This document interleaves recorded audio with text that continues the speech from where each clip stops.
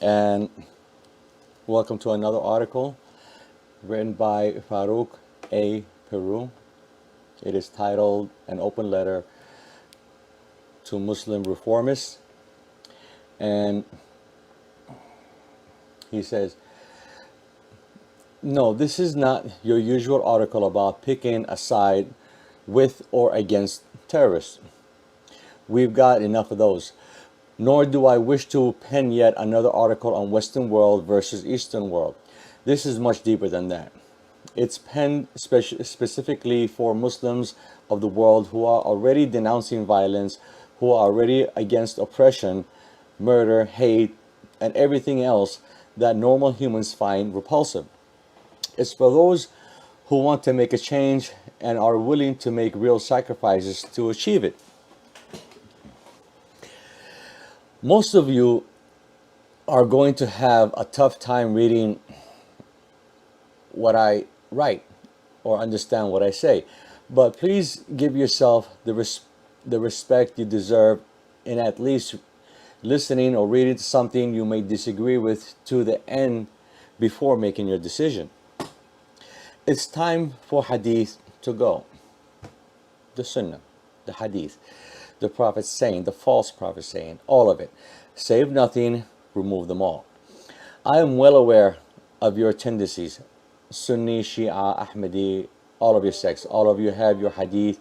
You think you need them, and that without them your deen, loosely translated as religion, but really should be interpreted more as the system of life, is incomplete without them.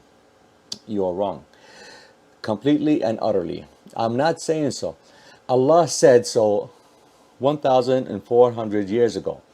The Prophet and those around him listened, but those who followed after that didn't.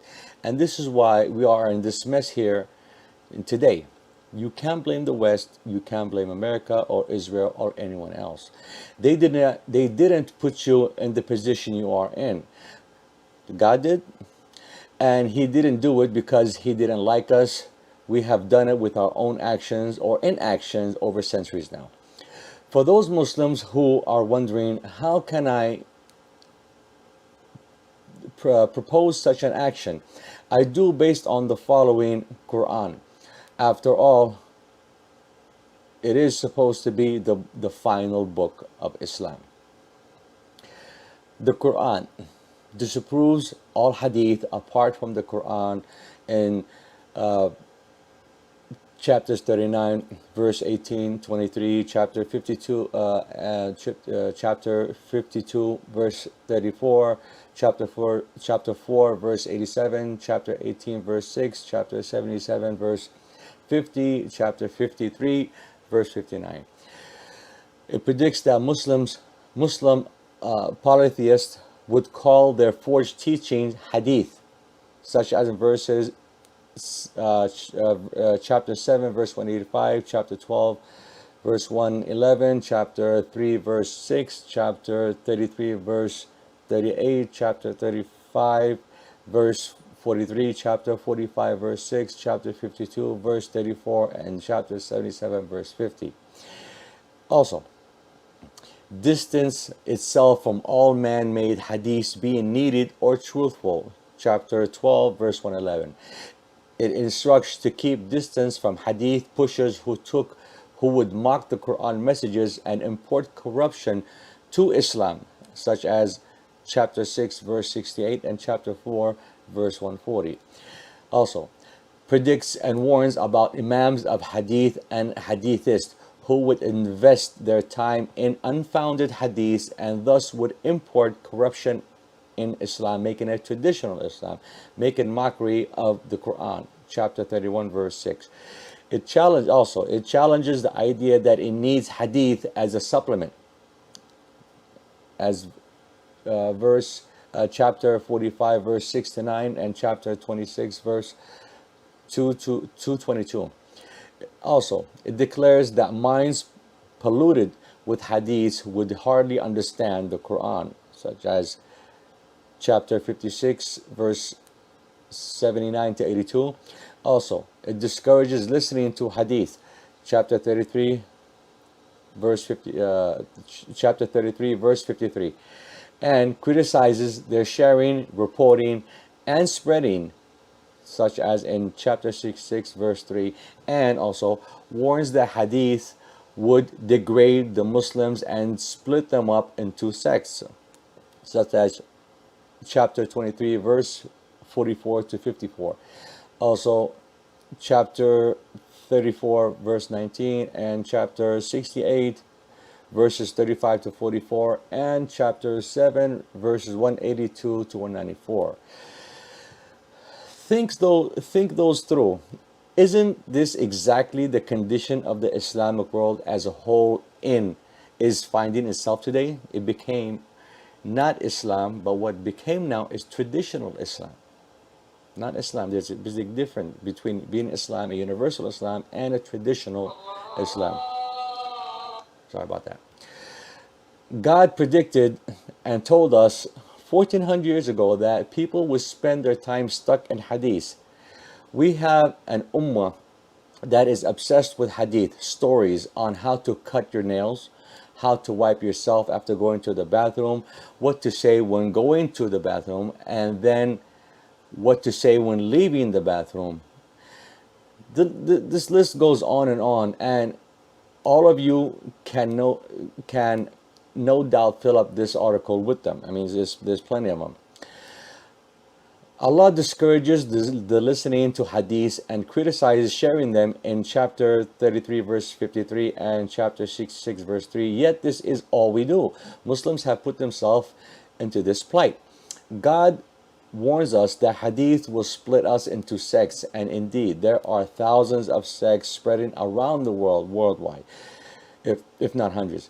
This is all we have to go along with disasters such as Sunni killing Shias or vice versa, while at the same time Sunnis and Shias together killing and declaring Ahmadis non-Muslims.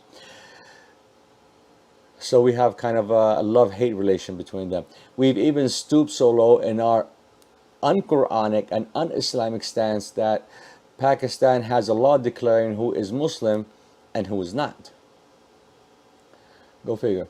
Hadith has caused us to stray so far from the straight path that, in light of the worldwide violence, Muslims are posting hadith as proof of what Allah has told us instead of posting what the Quran said. We cannot continue down this path. As long as you hold on to the man-made hadiths, God will punish us all. This is the law of the Quran, and God's law will never fail. While the rest of the world has moved on in science, technology, math, education, and human rights, we've let our uneducated mullahs, scholars, clerics, clergymen, whatever you want to call them, scumbags, drown us in the Middle Ages, even way before that. We have no human rights, no science, no true education, and no dignity. Dignity is not forcing your woman to cover their heads. Dignity is respecting and protecting everyone, even if you don't agree with them. The root of all of this is the man-made hadith, lying in the name of the Prophet. Because whatever the Prophet said truthfully will coincide and match up with the Quran, but most of them don't. That's why this is the part we're talking about. The hadiths that do not match up and falsified in the name of the Prophet. The man-made hadith, each sect holding on to their hadiths, believing theirs are right and everyone else is wrong. Each sect rejoicing in what they have. Sound familiar? Let me remind you where you may have heard this before. Chapter 30, verse 31 to 32. Turn to him alone then, and be mindful of him, and establish the divine system, and be not of those who ascribe partners to him, those who split up their religion into sects, with each sect delighting in whatever beliefs they have. Every sect in the eyes of the Quran has abandoned it, instead using their hadith books as their religious studies. Each sect likes to happily push out their hadiths as to what the Prophet would predict would happen in the future. Yet, the one prediction that is guaranteed by Allah, nobody bothers to post. Chapter 25, verse 30, the messenger said, "My Lord, my people have deserted this Quran." This is exactly what's happening. Yes, I know it will be tough to do. Most of you have spent your life devoted in this way. And for many of you, this will be an impossible task. This is why I preface this article video as being for those who are actual reformists and are willing to sacrifice, who wants to change. The rest of you can stop listening now, whatever you want to do, or go back to your weekly schedule mullah programming. This is for reformists. The Quran instructs us to follow Quran alone. No other sources of religious laws are accepted, and we are warned we will be the minority. Chapter 6, verse 114 to 116 said, "Shall I seek for a judge and ruler someone other than God? He is the one who has revealed this book, well expounded in detail for you. Those whom we have given the book now, that this is revealed in truth from your Lord. Be not among those who argue for the sake of argument. Perfected is the world of your Lord in truth and justice. None can change his words. He is the profound hearer, the knower." Now, if you pay heed to or get intimidated by the majority of those who live on earth, they will lead you astray from God's way. Most of the people follow nothing but conjecture, and they only live by guesswork. If we scrap the man-made hadith and all turn to the Quran, we can find common ground. We can sort out our sectarian differences and peacefully coexist. Because it's strange that Muslims always claim in their posts that we are peaceful people, we want to be peaceful, but then they are killing each other between themselves. Go figure. We can also be sure and safe that when the day comes, we can safely say to Allah, we followed His book, not the man-made book our previous generations believed in, since only one book was promised by Allah to be safeguarded. We can learn that there is no compulsion in religion, as in chapter 2, verse 256, and let others do as they choose. We can learn that there are multiple paths to God, not just ours. We can learn that the ultimate service to God is to service humanity, not to ourselves or the scholars. We can go back to understanding that God tells us what the most everlasting actions are, such as in chapter 18, verse 46, is the wealth and the latest of things in life are the joys of the life of this world, but good deeds that fulfill the needs of others, their fruit endures forever. Such actions are a far greater merit in the sight of your Lord and the best foundations of hope. It sounds kind of a little strange because the Quranic translation does not sound the same as in Arabic or has the same effect. And also in chapter 19, verse 76, God increases in guidance those who seek it and seek to live upright. The lasting good deed that fulfill the needs of others are eternally rewarded by your Lord and are best for eventual returns and better for resort. We can finally go back to actions to benefit humanity and ourselves at the same time.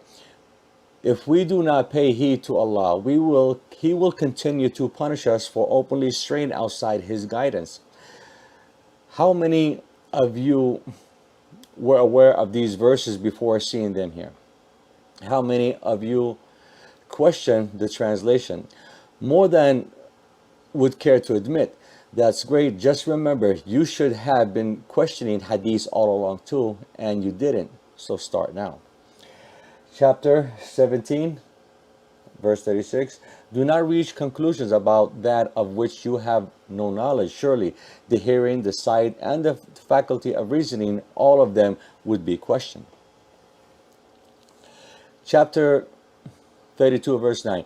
He shapes him in accordance with what he is meant to be, and breathes into him of his energy, and thus, O mankind, he gives you the faculties of hearing, sight, reasoning, and feeling. Yet, how seldom are you grateful by making the best use of your perceptual and conceptual faculties?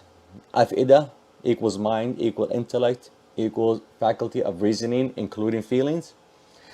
Oppression, blasphemy, laws, death by stoning, temporary marriage, mindless rituals that distract you from doing good for humanity.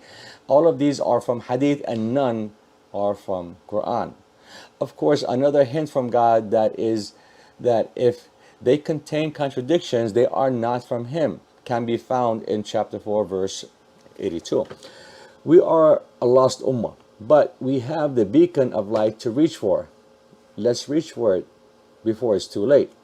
Chapter 45, verse 11, this is a beacon, and for those who reject the revelation of their Lord is a painful retribution.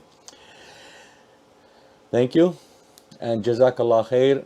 This is by a fellow Muslim, an open letter to Muslim reformists by